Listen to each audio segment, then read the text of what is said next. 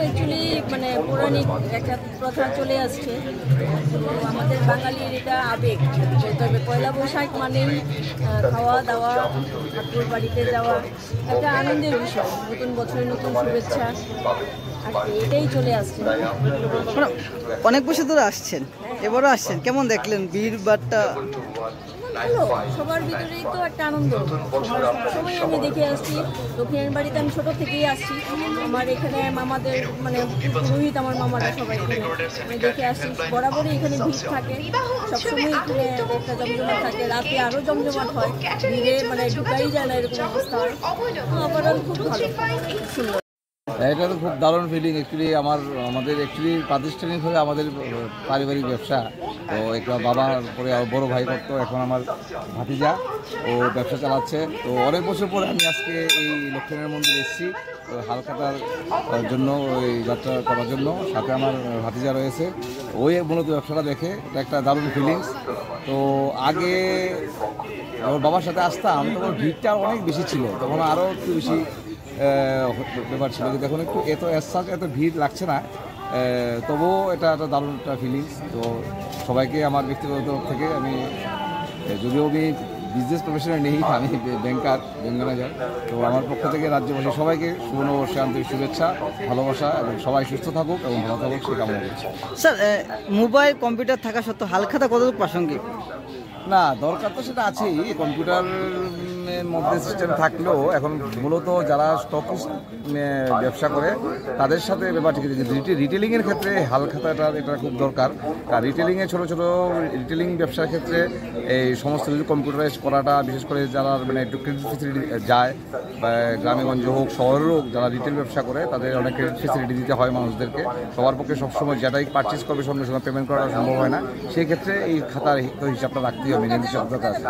মেনুও থাকবেই, যতই কম্পিউটারাইজ হোক আর যাই হোক। প্রথমত সকলকে শুভ নববর্ষের আন্তরিক প্রীতি শুভেচ্ছা ও ভালোবাসা রইল। আজকের দিনটা তাৎপর্য হলো, আজকের এই শুভলগ্নে আমাদের যারা ব্যবসায়ী বৃন্দরা আছে, ব্যবসায়ী বৃন্দরা যারা নতুন ব্যবসা বা যারা নতুনভাবে গৃহপ্রবেশ করতে চায়, তারা এই নতুন দিনের মধ্যেও তারা গৃহপ্রবেশ করতে পারে। আজকের এই নতুন আবহাওয়ার মধ্যে যারা বিভিন্ন জায়গার মধ্যে বিভিন্ন কোনো পূজা অনুষ্ঠানও করার সুযোগ দিতে পারে, ওরাও নিতে পারে আজকের এই নতুন শুভ নববর্ষের মধ্যে। বিশেষ করে যেহেতু সিদ্ধিদাতা গণেশের উৎসব, ব্যবসায়ী হচ্ছেই মানে আজকের নববর্ষে হচ্ছে বাবা গণেশের পূজা। বিভিন্ন প্রতিষ্ঠান, বিভিন্ন বাড়িতে, বিভিন্ন ইয়ের মধ্যে বা যারা নতুন ব্যবসা হালখাতার মাধ্যমে নিজের দোকানের নাম, নিজের নাম, ব্যবসা সুন্দরভাবে শুরু করা যায়। তার জন্য আজকে দিনটা বেছে নেয়। আবার অপোজিটের মধ্যে তার একটা তাৎপর্য থাকে। আচ্ছা, এখন মোবাইল কম্পিউটার চলছে, তাহলে হালখাতা কেমন আসছে? মোবাইল তো মোবাইলের জায়গাতে আছে, আধুনিক যুগের মধ্যেও মোবাইল আছে, কিন্তু হালখাতারও সেরকমই একটা চাহিদা আছে। যতটুকুই আমরা ডিজিটাল হচ্ছি না কেন, তারপরেও কিন্তু হালখাতারও একটা চাহিদা আছে। আপনি অনেক দিন ধরে এই কাজে জড়িত, মানে আগে থেকে কি বেড়েছে? তুলনামূলক আছে, বেড়েছেও বলবো না, আবার কমেছে সেটাও বলবো না। আগের তুলনায় এখনও সেরকম স্টেবল আছে। তাহলে বলে সারা বছরই, সারা জীবনে থাকবে এটা? হ্যাঁ, এটা থাকবে। আমাদের যেটা ট্রেডিশন সেটা তো থাকবে। কেমন লোক কেমন আসছে? হ্যাঁ, লোক তো এখনো তো ভালোই আছে।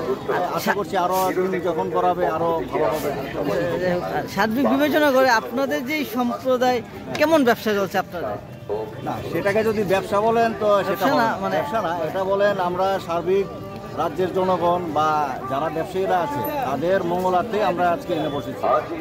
আপনাদের কেমন আমরা বলতে পারি ভালো। স্যার, আপনার পরিচয়টা? আমার নাম করণজিৎ চক্রবর্তী।